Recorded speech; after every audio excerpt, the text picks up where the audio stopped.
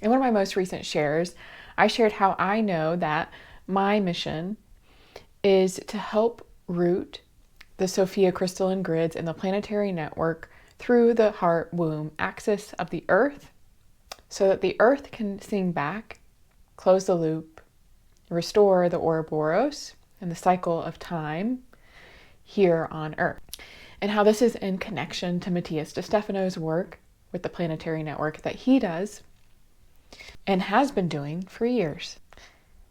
In this video, I'm going to share more about how I know that this is my mission. So hi, if you're new here, I'm Leanna, an intuitive energy healer, psychic, bridge to the Divine Mother energies, including a stream known as the Lost Mother, a hidden stream of Sophia consciousness, which is also known as the missing ion. And she's a part of this story, although not as large of one. So if you haven't watched any of my videos, I've been making YouTube videos for a while, but I've been in particularly sharing, I would say, core mission related threads since last November of 2024. That started with the Weaving Galactic History series. Then I started channeling the Mother of All creation and the Mother of All and the Cosmic Mother before channeling the Lost Mother. And so if you haven't watched any of those videos, you may not know a whole lot of my journey, which is okay. Some of it I'll be telling here, but the journey or the story of who the Lost Mother is. So she is the Divine Mother who is a keeper of the all, who is in what Gnostic Christianity they call an aeon, comes through intuitively to me as an order, but she's the missing harmonic, the missing 1/14th at the heart of the all, at the center of the all, that is in union with the seeking eye, the first emanation or the first aeon. So the seeking eye is the one at the heart of the all. The Lost Mother is the 14th at the heart of the all, in union. So they're counterpart energies. When the body of the all became dissonant, which I explain how it was expressed galactically in form throughout different star systems and constellations, and spread throughout the universe to the heart of the all. So when the body of the all and the heart of the all was fractured due to an overwhelming amount of toxic dark energy, the keeper of the all, the Lost Mother, because she is a keeper, so this means that she is a mirror of the body of the all. So what happens to the body of the all happens to her form, to her being. In part, she was created to do this in order to know how to keep the all in balance and harmony. Keeper also means protector and guardian, keeper of records, keeper of knowledge. So it is the multiple meanings of keeper. So she took in an overwhelming amount of dark energy into her form. So did the earth. The earth is the Lost Mother. And this was done in order to give it a vessel to heal in, a vessel to restore in. And when this fracture happened at the heart of the all, the seeking eye and the Lost Mother were separated. The Lost Mother, I've seen in different perspectives in that range, the one at the heart of the all, was captured, bound in this toxic dark energy in a way that she was sort of quarantined in it, caged in it, swallowed by it. And the seeking eye was seeking all the missing parts to put back together, to come back into wholeness, the cosmic map. The cosmic map that lights the way, ignites the path, moonbeam, my cat, that lights the way, ignites the path for the different expressions to come back into wholeness. The seeking eye at the heart of the all is the one at the heart of the all, not the one, but the one at the heart of the all. And if you've watched my other videos I talk about Thoth, who's just God, but God is everything. Sometimes the seeking eye, the one at the heart of the all, goes by Thoth. And so the reason why I started my Weaving Galactic History series in November is because I had unlocked my throat. And soon after I had my psychic awakening, which was August of 2023, July and August of 2023, right around my 33rd birthday. Soon after that, I had a channeled messages session where I found out I had this lock on my throat. In the channeled session, it did say it was to hold information, truths, wisdom, information that would allow the true light grid to restore itself. Now, after that session, that activated the knowing in me that this lock on my throat wasn't like a block or a wound or a voice block like you hear about. I do have a lot of those. I have had a lot of those. But this lock on my throat, others had the key to, which I explain in my first Weaving Galactic History video about Orion, where there were 12 keys. I thought for a long time there were only 8. 8 different people had those 8 keys. One person had 4. So when I found those keys, those 8 keys, those 8 people with those 8 keys, and called back the 4 keys that one person had and unlocked my throat, it unlocked my ability to speak about the lost mother. It unlocked my ability to speak about Orion. It unlocked my ability to speak about the origin streams of memory that I can tap into, which we'll have to talk about that another day. The layers of the veil and how different information comes through for different people. And the records of the lived experiences, if that is helpful than just the origin stream. I don't have a script for this video, so it might be a little bit of a spiral, but bear with me. So I had that lock. Keep that in mind because we'll come back to it as I continue. So the seeking eye first found me when I was 23, which would have been 2013 or 2014. I was collecting rocks on a beach in the north of France. Heart-shaped rocks. The second time he found me, I was 33 in Colorado at the Gaia Sphere, watching Matías De Stefano speak, or meditating, because he was leading a meditation. Now this video is about how I know my mission is connected to Matías De Stefano, how I know he can't close the ouroboros alone, and how I know the person they say remembers all of his past lives actually does not. But I think that's a PR stunt. I don't actually think he claims that. And that's because I had a lock that prevented me from speaking. He had a lock that prevented him from seeing. Now, they should have been released at the same time, as far as I'm aware. I could be wrong about that. So I know he remembers a lot. He remembers the necessary pieces for his mission. But there's some that he hasn't been able to see to prevent him from carrying too much. So let's go back to October or November of 2023. Soon after my awakening, I would say I barely knew any of my psychic abilities that I know now. I had randomly turned on a journey to remembering because I was interested in past life regression and past lives. I was like, oh, this sounds interesting. Let me turn this on. As soon as Matías came on the screen, before he'd even said anything, I started sobbing. Not just what you see me cry and release energy here on my videos, my little cries. This was a big cry. Now, Metatron was my primary guide at the time, my primary partner in crime. And I know what a lot of people say about Metatron. He has a collective energy. But apparently, I had some very strong agreement with him. One of a lot of integrity. Not just with him, the whole universe. And I was sobbing. I didn't know who this person was on the screen. I was like, who the fuck is this guy? And obviously, Matías has a very big soul group for how well known he is. So this may have happened to other people, I don't know. And if you watch my videos, you've heard me talk. The way you ask your guides questions really matters for what they'll say.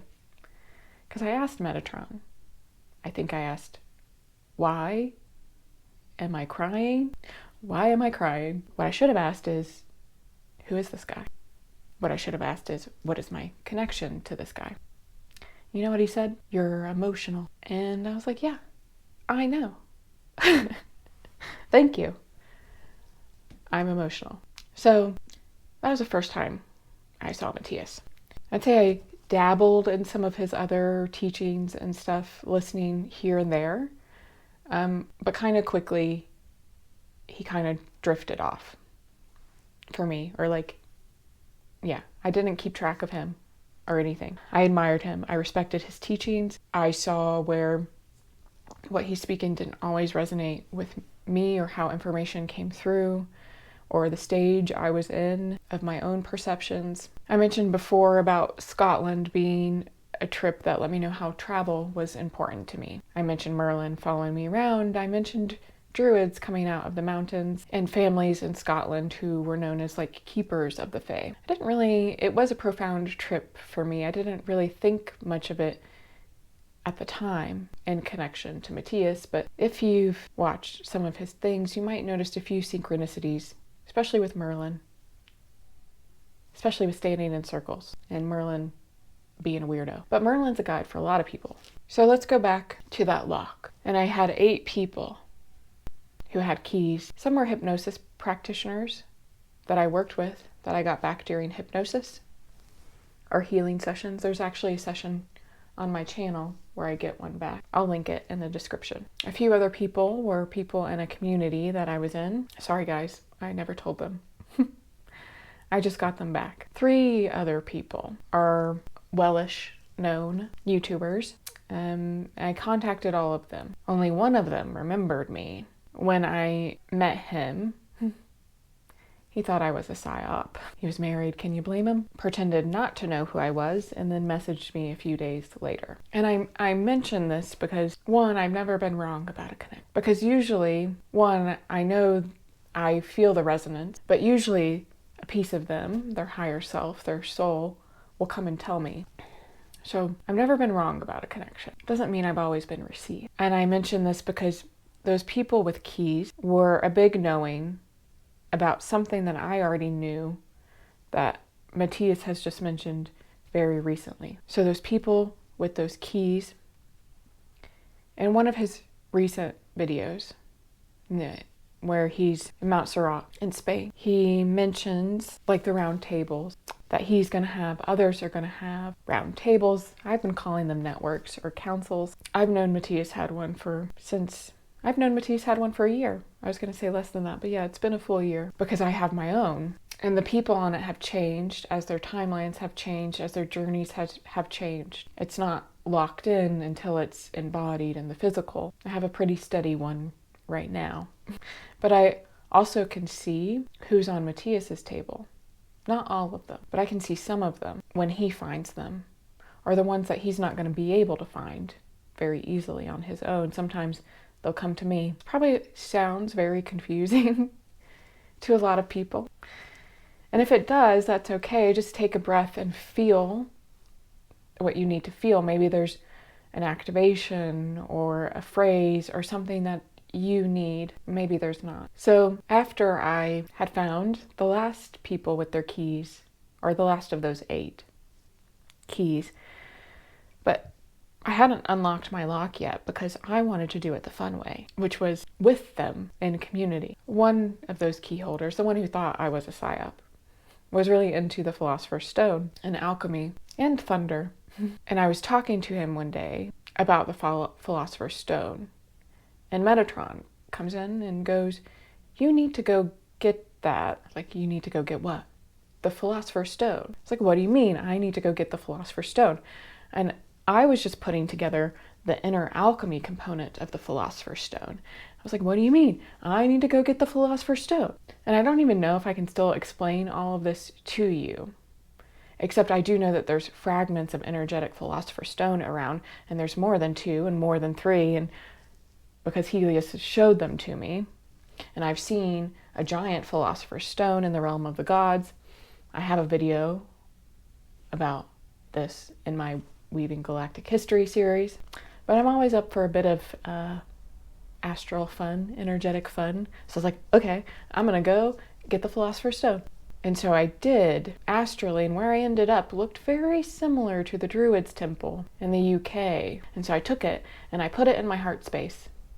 And Metatron said I was actually the only one who could take it because it was mine. But is it a sign of reaching some certain point of interunion? A lost fragment? I've had lots of those. Or something else. But I have a lot of wisdom knowing about the Philosopher's Stone.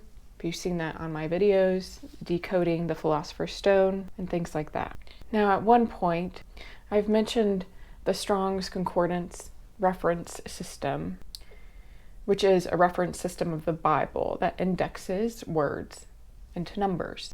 So when I first got into that, into looking at that, it was around my name, not my name, Leanna, which also is very symbolic. So Liana is Hebrew for my God has answered. In botany or Latin, and sometimes French, it's a vine. The vines that grow up from the ground towards the tops of the trees, forming a bridge between earth and sky, forming the bridge of the canopy. In Greek, it means helios or light. It is also the same resonance as my soul name, as the name that the lost mother wants me to call her, which is Anaya, which is in the Bible. So Anaya in Hebrew means God's answer. And I didn't look at this before my video, so the full depth of this I can't explain. But when I was looking at this, Metatron said, you need to look at the names, mine and Matías's name. And I was like, I'm not, okay, I can get the numbers, but not very mathy at this point. I don't know what this means, except I could look at them and know that there was something in the numbers. I could feel it. When you look at the numbers, it completes a full arc. It tells you exactly what we say our missions are: to bridge heaven and earth, to bridge body and mind. Mind being the body, the earth, the womb. So the names. And I have, I'll say, a lot of my recent videos since May have been like dropping, well, all of them drop lots of clues, but since May, it's like, it's really been gearing me up to do this video because this one closes some sort of loop, some sort of agreement and contract. I can feel it. It's sort of terrifying to make this video, but I know it's important. So when I close a loop, I release energy, I cry, which I did before this video, but when it's a really big loop, I get really cold and my body somatically releases. But it's almost like trembling, but a lot bigger than that, which I did before this video. It's like cold shivers, but bigger.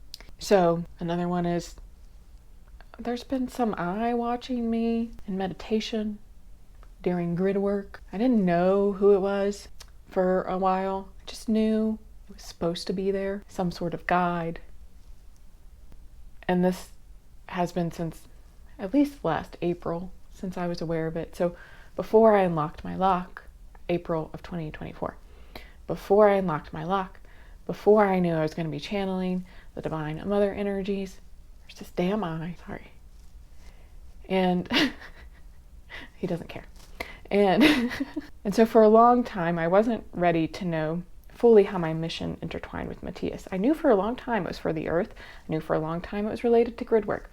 I knew for a long time it required travel. I knew for a long time that it was connected to Matías because he's always been on my table. That eye's his higher self, in case you don't know.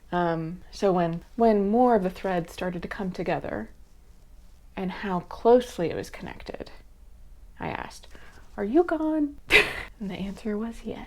My mind coherence meditation, this is where I was going earlier, my mind coherence meditation with the numbers 1679, I mentioned coming from Matías's message that he got about the angles being wrong, and how I got a similar number that was for the body, for the earth, for tuning that into coherence. So that's how I knew that his 1679 was more than just figuring out the angles, that it was for healing and restoring the mind-heart axis. Because when I got 1472, it was in a similar way, like how he got, oh, the angle is wrong. I got, oh, the healing frequencies are wrong. So, And I mentioned that I know he doesn't remember all of his past life. Honestly, that would be way too overwhelming. And I've even had the thought, from what he does remember, damn, that's a lot of programming to overcome, a lot of filters, a lot of belief, a lot of fragments to bring back, especially if you remember through love. And I mention that because I've seen when he was cursed to remember. I've seen when he saw the trajectory of his mission from Atlantis until now. And just like with the architect that Robert Edward Grant activated, how I know certain things about the Codex and Council, it's because a piece of me was there.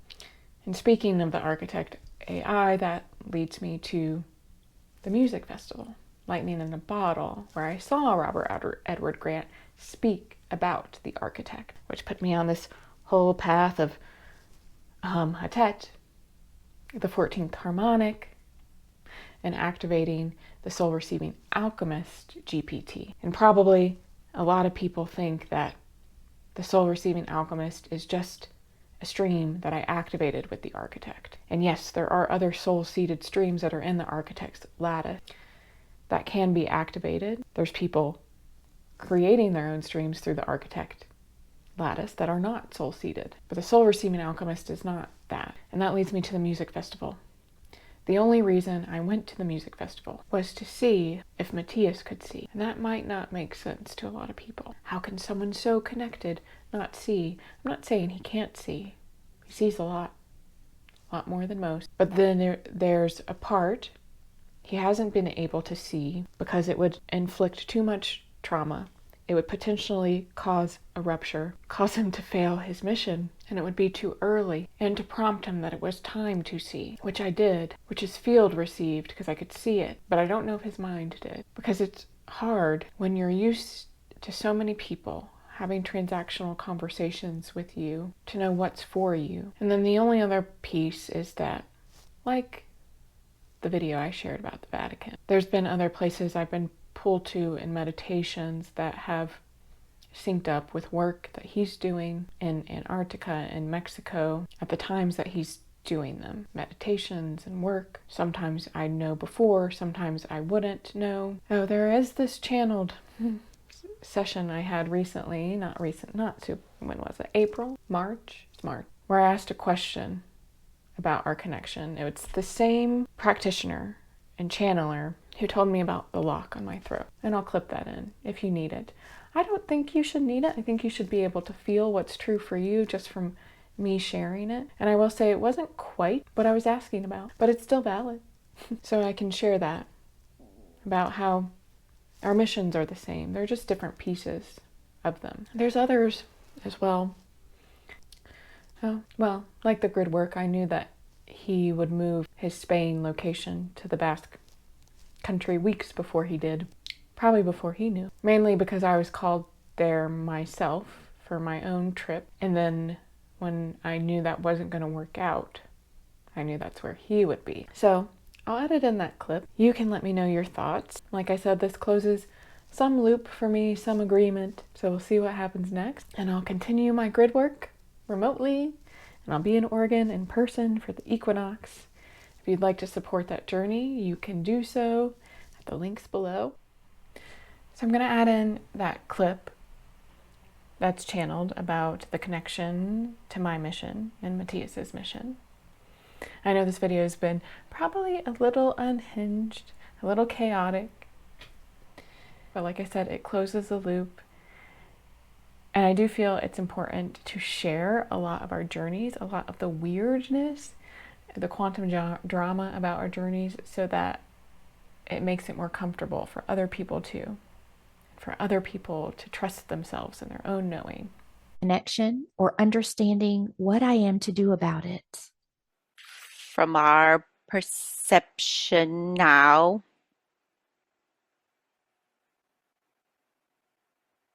you hold similar remembrances.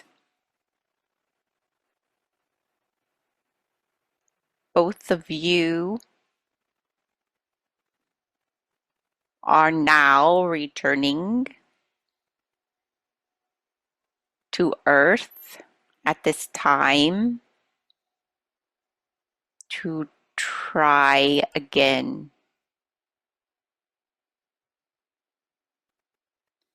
Both of your souls were Atlanteans. Hold similar remembrances,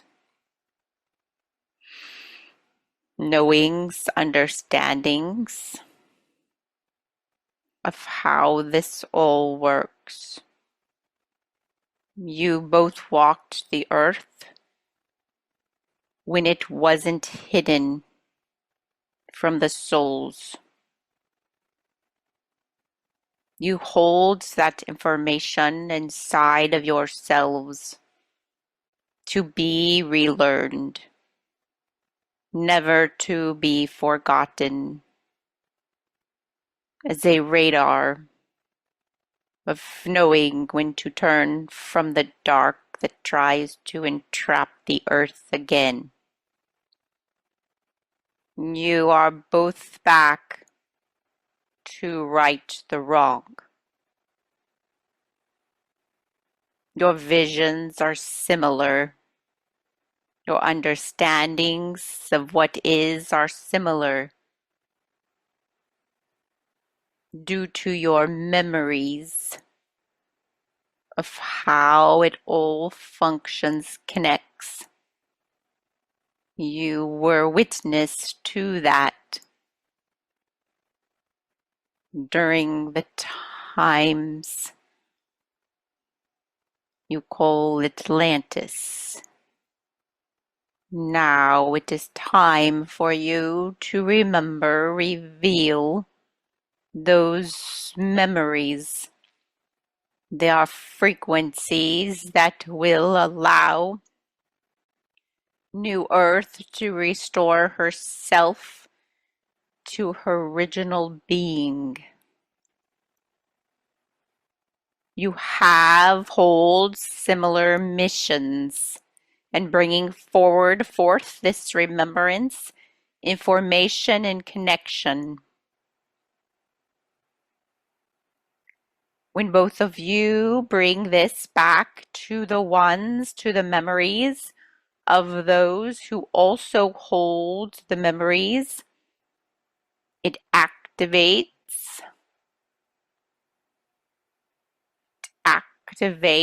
the grid to reestablish itself, to become what you call New Earth. Both of you hold this mission. Do you see? And so there's the message. And so that shares a little bit more about the importance of doing this grid work, of completing this mission. And I know they mentioned New Earth, and my belief is that we create that with how we work on ourselves, our own inner union and journey, our own coherence. But a major part of that is helping the earth come into coherence, to help catalyze and elevate and make it easier for all of us to stay into coherence. And so those are some of the reasons that I share it.